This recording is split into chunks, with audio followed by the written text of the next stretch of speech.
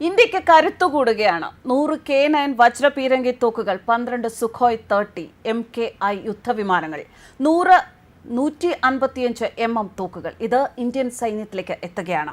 21,000 കോടിയുടെ ആയുധം വാങ്ങിക്കാൻ കേന്ദ്ര സർക്കാർ ക്യാബിനറ്റ് സെക്യൂരിറ്റി കമ്മിറ്റി അനുമതി നൽകി.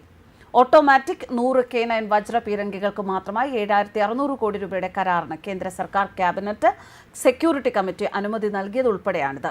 ഇതിന്റെ പ്രത്യേകത ഈ 21,000 കോടിയുടെ ആയുധ കച്ചവടത്തിന്റെ പണവും ഇന്ത്യയിൽ തന്നെ ആയിരിക്കും ചിലവിടുക എന്നതാണ്. ഇന്ത്യൻ രൂപയിലായിരിക്കും പണം നൽകുക. മേക്ക് ഇൻ ഇന്ത്യ പദ്ധതിയിലാണ് ഇത്.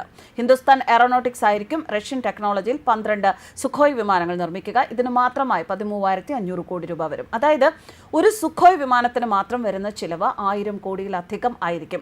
12 സുഖോയികൾക്കുള്ള കരാർ പ്രതിരോധ മന്ത്രാലയം ഒപ്പിട്ട് കഴിഞ്ഞു. HALന്റെ നാസിക് ഡിവിഷനാണ് സുഖോയികൾ നിർമ്മിക്കുന്നത്. കൂടാതെ 62.6% തദ്ദേശീയമായ സാധന സാമഗ്രികളായിരിക്കും നിർമ്മാണത്തിന് ഉപയോഗിക്കുക.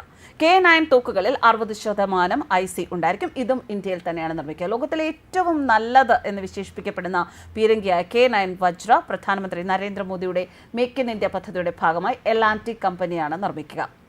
വലിയ ഉയരങ്ങളിലേക്ക് ആക്രമണം നടത്താൻ കെൽപ്പുള്ള പീരങ്കിയാണ് വജ്ര. ഇത് സൗത്ത് കൊറിയൻ പീരങ്കിയായ K9 തണ്ടറിന്റെ വകഭേദമാണ്. വളരെ സൂക്ഷ്മതയോടെ ലക്ഷ്യത്തിൽ എത്താൻ ഈ പീരങ്കിക്ക് സാധിക്കും. വനങ്ങൾ, തണുത്ത പ്രദേശങ്ങൾ തുടങ്ങിയ ഏത് ചുറ്റുപാടിലും ഈ പീരങ്കി ഉപയോഗിക്കാവുന്നതാണ്. ഇന്ത്യയുടെ കൂടാതെ നാറ്റോയുടെ ബുള്ളറ്റും ഈ പീരങ്കി വഴി തൊടുത്തുവിടാം.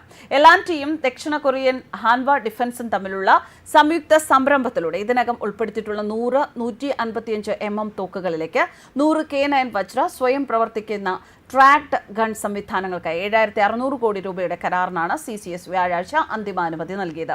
റഷ്യയിൽ നിന്നുള്ള ലൈസൻസിന് കീഴിൽ ഹിന്ദുസ്ഥാൻ എയറോനോട്ടിക്സ് അതായത് HAL നിർമ്മിക്കുന്ന 12 സുഖോയികൾക്കായുള്ള 13,500 കോടി രൂപയുടെ ഇടപാടിന് അനുബന്ധ ഉപകരണങ്ങളും സ്പെയർ പാർട്സും സഹിതം അനുമതി നൽകിയിട്ടുണ്ട്.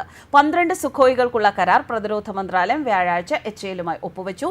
HALന്റെ നാസിക് ഡിവിഷനാണ് സുഖോയികൾ നിർമ്മിക്കുന്നത്. കൂടാതെ നേരത്തെ പറഞ്ഞതുപോലെ 62.6% തദ്ദേശീയമാണ് എന്ന് പറയുമ്പോൾ ഇന്ത്യക്ക് അക്കാര്യത്തിൽ അഭിമാനിക്കാം. 4,366 കോടി രൂപ ചെലവിൽ ആദ്യം വാങ്ങിയ 100 K9 വജ്ര തോക്കുകളിൽ ചിലത് കിഴക്കൻ ലഡാക്കിൽ സൈനിക ഏറ്റുമുട്ടലിനിടെ ഉയർന്ന പ്രദേശങ്ങളിൽ ശീതകാല കിറ്റുകൾ സജ്ജീകരിച്ചതിന് ശേഷം സൈന്യം വിന്യസിച്ചിരുന്നു.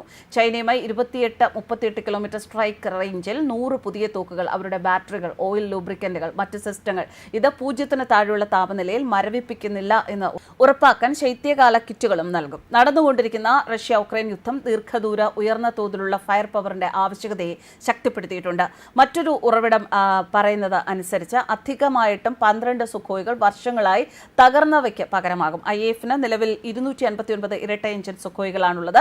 ഇതിൽ ഭൂരിഭാഗവും റഷ്യയിൽ നിന്നുള്ള ലൈസൻസിന് കീഴിൽ $12 ബില്യൺ HAL നിർമ്മിക്കുന്നു. ഇത് അതിന്റെ യുദ്ധക്കപ്പലിന്റെ 50% വരും. തദ്ദേശീയമായ സിംഗിൾ എഞ്ചിൻ തേജസ് മാർക്ക് 1A യുദ്ധവിമാനങ്ങൾ ഘടിപ്പിക്കുന്നതിൽ തുടരുന്ന കാലതാമസത്തിനിടയിൽ ചൈനയിൽ നിന്നും പാകിസ്ഥാനിൽ നിന്നുമുള്ള 2 ഭാഗത്തു നിന്നുള്ള ഭീഷണി നേരിടാൻ കുറഞ്ഞത് 42 സ്ക്വാഡ്രണുകളെങ്കിലും ആവശ്യമുണ്ട്.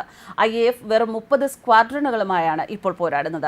2016 സെപ്റ്റംബറിൽ ഫ്രാൻസുമായുള്ള 59,000 കോടി രൂപയുടെ കരാറിന് കീഴിൽ ഉൾപ്പെടുത്തിയ 36 ഓംനി റോൾ റഫാൽ യുദ്ധവിമാനങ്ങൾ IAFന്റെ പോരാട്ട ശേഷിയിൽ കുറച്ച് പഞ്ച് ചേർത്തിട്ടുണ്ട് എങ്കിലും യുദ്ധവിമാനങ്ങളുടെ സ്ക്വാഡ്രണുകളിലെ ആ ഒരു കുറവ് പ്രതിരോധ സംവിധാനത്തെ സംബന്ധിച്ചിടത്തോളം വലിയ ആശങ്കയാണ്.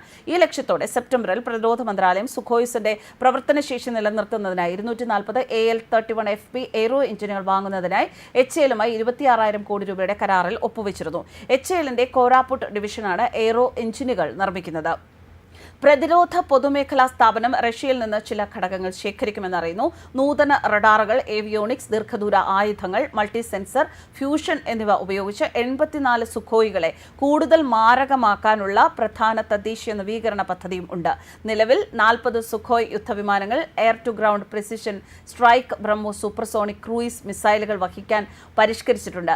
അതിന്റെ പരിധി 290-ൽ നിന്ന് 450 കിലോമീറ്ററായും വർദ്ധിപ്പിച്ചിരിക്കുന്നു. ഇത് മാരകമായ ആയുധ പാക്കേജായി മാറും. അതുകൊണ്ടാണ് തുടക്കത്തിൽ പറഞ്ഞത് കരുത്തു കൂട്ടുകയാണ് ഇന്ത്യ എന്ന്. News desk കർവാൻസ്.